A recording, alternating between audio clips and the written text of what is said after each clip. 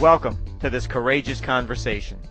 A courageous conversation helps us to engage in dialogue with people we don't normally speak to, about things we don't normally speak about, or with those we speak to all the time about topics we would rather avoid. Hi, it's Tim Mulvaney. Welcome to the Mulvaney Group, and welcome to Courageous Conversations. Today is our lesson on step number 2 of the RELATE model, to engage and encourage. Share something about yourself. Acid test question is, did you demonstrate your willingness to take a risk? We just finished, so where we are in the process now is you've built your rapport, step number 1, so you've established your connection, and during the rapport step and the engage and encourage, you're moving back and forth about how we build trust with people, as we know, is to share something about ourselves and take a little bit of risk. We're in the midst of doing a courageous conversation, so that means it is about taking risk. It is about we're talking about either a topic we don't want to talk about, or to somebody we don't normally speak to, about something we don't normally speak about. So we're nervous, we're tense at the moment, we're trying to calm down, we're trying to be in the room. So the goal, and if you look at the handout, and again, there is a PDF for you with the model and some worksheets, so if you'd like to have those in front of you. And this is on page 3 of your handout. Here's where you identify the specific topic. You may have mentioned it already, but here's where you're starting to say, okay, so here is the topic for today. And here's what I'd like to talk with you about. And here, share something about yourself about that topic. What about it makes you nervous, or here's what my concern is, or here's why this is hard for me, or here's what I don't know.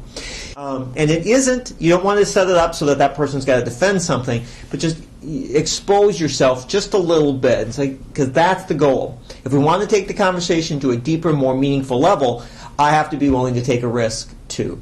So think about the topic and think about what about that. What's your question about it? What is you concerned about? Why this particular person? What do you like about this person that says, here's why I want to talk with you about it, because here's what's happened before with us.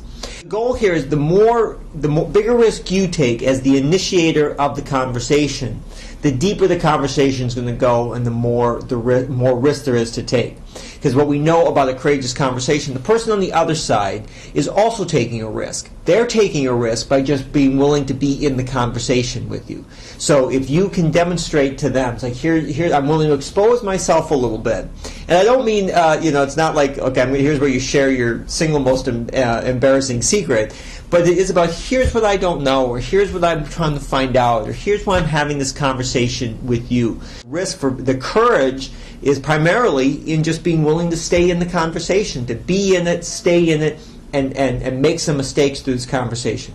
But your goal now is to set the tone for the conversation. Like, here's where I'm willing to go.